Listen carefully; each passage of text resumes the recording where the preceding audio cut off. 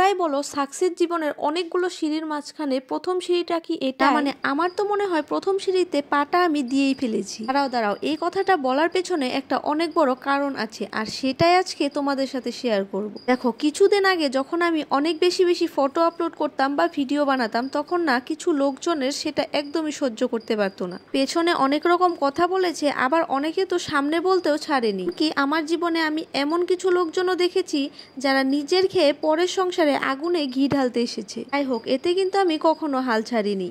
যত বলেছে উৎসাহ কিন্তু আমার ততই বেড়েছে। যদি আমাকে এক পা পিছিয়ে দিতে সাহায্য করেছে, আমি কিন্তু 3 পা এগিয়ে গেছি। এদের উৎসাহ পেয়ে আমি কিন্তু ভিডিও বানিয়েই গেছি। আজকে একটু গর্ব করেই বলছি, হ্যাঁ ওই বেপরোয়া নিজেকে নিয়ে একটু গর্ব করেই বলছি, রিসেন্টলি আমার ভিডিও ভাইরাল হওয়াতে অনেকের মনেই কৌতূহল জেগেছে আমি কোন ভিডিও থেকে কত টাকা পাই, এখন পর্যন্ত মোট আমি কত টাকা পেয়েছি। এছাড়াও কিন্তু অনেকে আমাকে ভিডিও কিভাবে বানাই, ভয়েস ওভার কিভাবে দেই, এমন ধরনের ভিডিও সংক্রান্ত অনেক কিছুই আমাকে জিজ্ঞেস করে। আমার জীবনে এটা কিন্তু একটা বড় পাওয়া, বলতে পারো একটা টার্নিং পার্ট। এটা তো ছিল আমার জীবনের একটা ছোট্ট গল্প, কিন্তু তোমরা যদি তোমাদের জীবনের গল্প আমার ভিডিওর মাধ্যমে আমার অডিয়েন্সদের শোনাতে চাও, তাহলে তোমাদের জীবনের গল্প লিখে আমাকে পাঠাতেই পারো। আমি চেষ্টা করব সেটা নিয়ে ভিডিও বানাতে।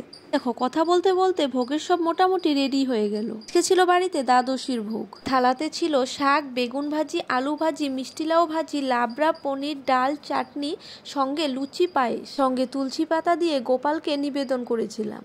আমাদের বাড়ির মতো আমার বাড়িতেও কিন্তু সকাল থেকে রাত পর্যন্ত সেম কাজগুলোই থাকে। সেগুলো শেষ করেই কিন্তু আমরা ভিডিওগুলো বানাই। দুদিন আগে একজন আমাকে হেসে হেসে বলেছিল, সারাদিন এদের কাজ নেই না, শুধু ভিডিও বানিয়ে থাকে।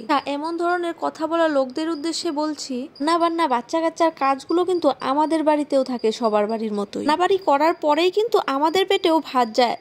কাঁচা সবজি কি জানো, চারপাশে প্রচুর মানুষের সাথে জীবনের পথ চলতে আমাদের দেখা হবে। ধরনের মানুষের ভিড় ঠেলেই কিন্তু আমাদের জীবনে এগোতে হবে। ধরনের অনেক রকম কথাই আমাদের কানে আসবে, শুধু আমাদের যেটা করতে হবে সেটা হলো ইগনোর।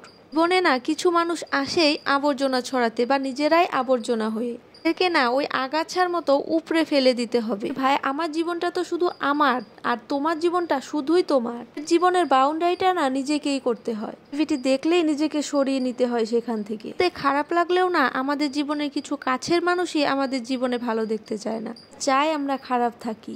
সহানুভূতি নামের মলবের নিচে একটু কাটা ঘায়ে নুন ছিটাতে সিম্পল সেই সুযোগটাই দিতে নেই। যে লোক, কাছের মানুষ, এই শব্দগুলো শুনলেই না আমার যেন কেমন একটা হাসি পায়। এখন স্বার্থের দুনিয়ায় কেউ নিজেরও হয় না, কেউ আপনও হয় না। পরেও যদি কেউ থেকে থাকে, সেটা হলো টাকা। একটা জিনিসকে টাকা কিনতে পারবে না, এমন ধরনের জিনিস বোধহয় পৃথিবীতে খুব কমই আছে। মানুষকে না টাকাকে ভালোবাসে।